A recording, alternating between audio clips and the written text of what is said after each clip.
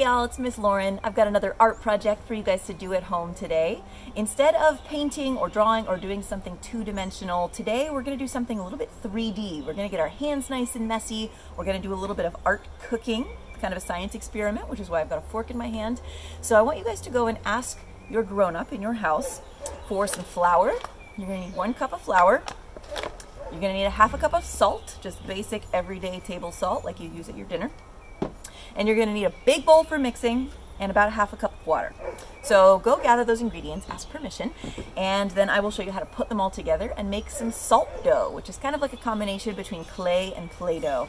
And it's going to be really fun, and we can do all kinds of things with it after we make it. So go get your supplies and let's get started.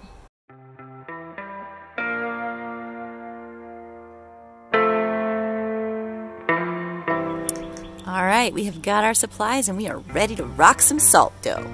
The first thing I'm going to do is take my 1 cup of flour, add that to my big bowl. I'm going to add my half a cup of salt right in there with the flour, and I'm going to mix those two together. Just the dry ingredients. Give them a good stir.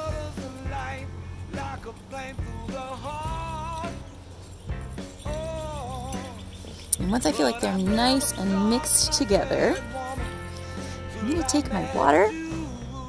I've got about a half a cup of water here, but I'm not sure I'm going to need it all. So I'm going to add it a little bit at a time.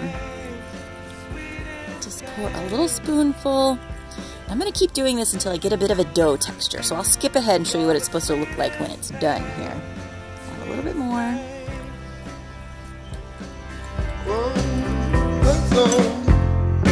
Don't bother see, staring on the heaven. Oh, yeah. Now those stars in the sky, those beacons of light. Yeah. But I never even know. At this point, my dough is starting to look a little bit doughy, right? It looks kind of like a really crumbly cookie dough.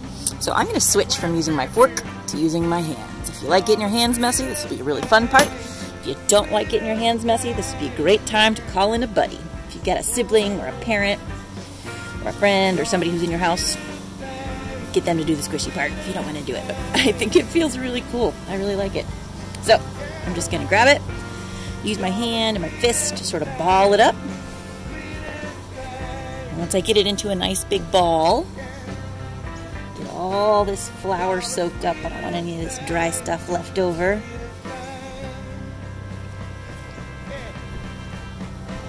We're going to work on making it nice and smooth.